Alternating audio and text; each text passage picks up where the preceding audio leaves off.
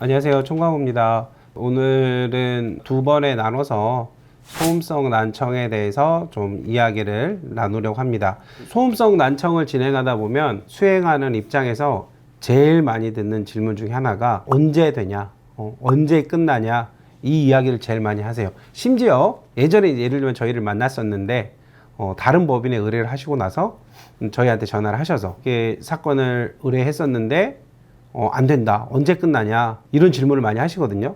이제 오늘은 좀 그거에 대한 답변을 먼저 좀 드리려고 해요. 언제 끝나냐라는 거는 절차가 어떠하냐가 되겠죠. 그래서 소음성 난청의 경우에는 저희 농법인 산재에서 수행하는 절차를 기준으로 설명을 드릴 거예요. 저희가 예를 들면 소음사업장에 재직하셨고 난청이 있으신 분을 만나게 되면 상담을 하는데 저희는 이제 상담과 동시에 건강보험공단에서 요양급여 수집 내역서라는 게 있어요. 이거는 쉽게 얘기하면 이제 우리가 그 보험 처리를 해서 어떤 질병으로 병원을 갔고 어떤 질병으로 약을 드셨는지 이런 것들을 알 수 있는 자료거든요. 그래서 이거를 먼저 확인을 해야 됩니다. 왜 그러냐면 예를 들어서 어떤 분이 난청이 있으신 건 맞는데 그 난청의 원인이 소음성 난청으로 인정되지 아니하는 여러 가지 이질환이 있을 수 있거든요. 그래서 그거에 대한 기록이 있는지를 살펴봐야겠죠. 왜냐하면 이 의뢰인이 결과적으로 난청이 있다라는 문제는 인정이 되되 이게 직업력, 소음 때문에 난청이 발생했다기보다는 소음 이외에 다른 이질환으로 인해서 난청이 온 거라면 이거는 소음성 난청, 즉 업무상 질병에 해당되지 않겠죠. 그러면 이 긴 과정을 함께 하게 되면 서로 힘들고 몸도 불편하시고 초진보고 장애진단 발부받는 뭐 일정 비용도 소요되는데 이런 것들이 좀 안타깝잖아요. 그래서 저희는 그걸 확인을 합니다. 근데 그게 큰 이상이 없다 하면 이제 가까운 이비인후과에서 원칙적으로는 육분법 계산을 해야 돼요. 그래서 수능 청력 검사를 통해서 이분이 난청이 있는지 있다면 수치는 어느 정도인지. 자, 현행법상 난청은 최소 40데시벨을 요건으로 두고 있지 않습니까? 그래서 이거 해당되는지를 따지겠죠. 자, 그래서 40데시벨 이상이 됐어요. 그럼 장애진단서를 받겠죠.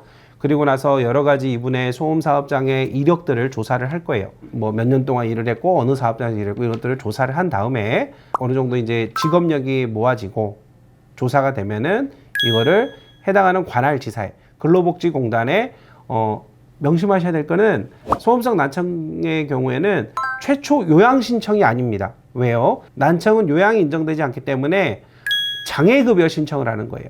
즉 산업재해보상보험법상 장애급여 청구서를 접수를 하는 겁니다.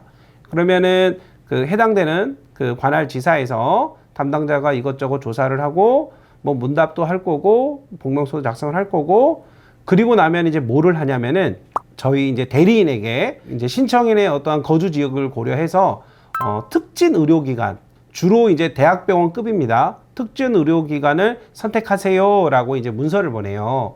그러면은 의뢰인과 상의를 하겠죠. 뭐 어디가 편하시겠어요? 해서 그 병원으로 이제 신청을 하는 거예요. 근데 문제는 대학병원이 산재를 신청하는 우리 난청 환자분들 특진만 해주는 곳은 아니잖아요. 그러다 보니까 그 예약이 엄청 길어요.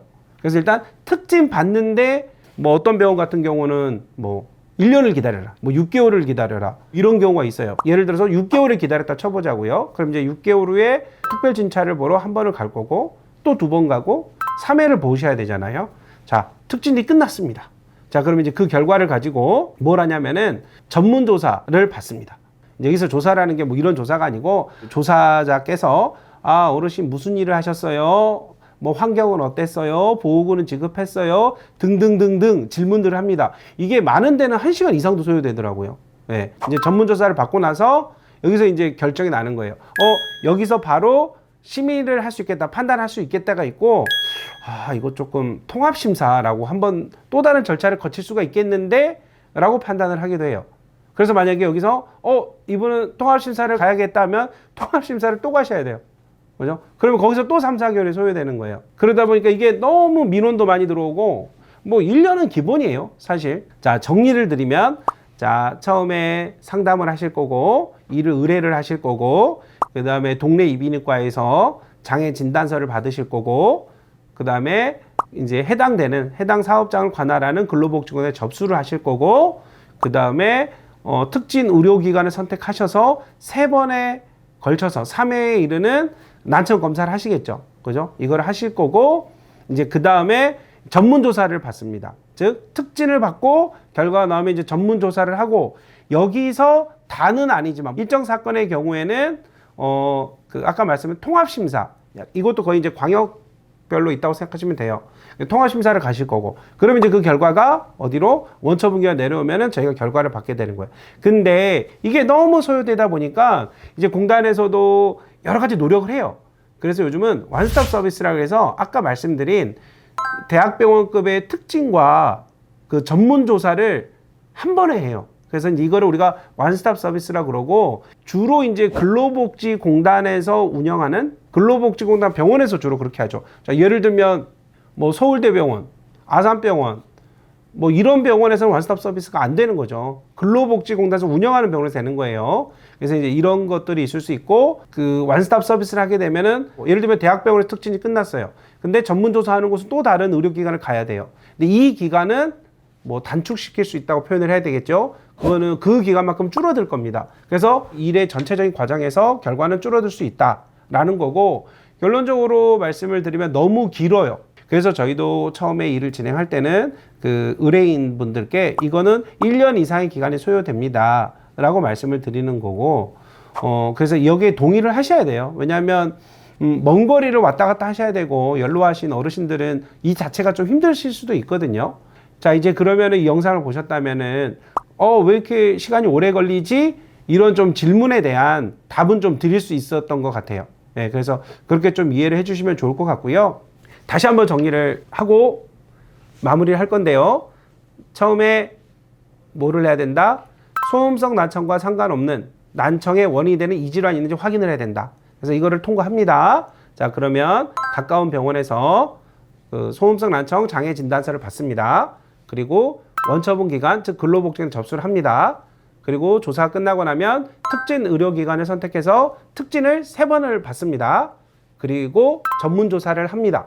그리고 경우에 따라서는 통합심사, 통심까지 가게 됩니다. 그 다음에 여기서 한 가지, 특진과 전문조사 있잖아요. 이거는 2개를 합쳐서 하나의 원스톱 서비스를 받을 수도 있다. 이게 지금 규정이 돼 있다라는 것입니다. 그러다 보니 오래 걸릴 수밖에 없으니 좀 이렇게 연락을 자주 하시면서 좀 기다려 주시면 좋을 것 같고요. 어쨌든 소음성 난청은 좀 시간이 많이 소요된다라는 것 정도를 말씀드리고 싶고, 다음 내용에서는 주로 부지급되는 사유, 나는 왜 안 됐지? 과연 아무나 할 수 있나? 이런 것들, 즉 시효의 문제에 대해서 좀 이야기를 나눠보도록 하겠습니다.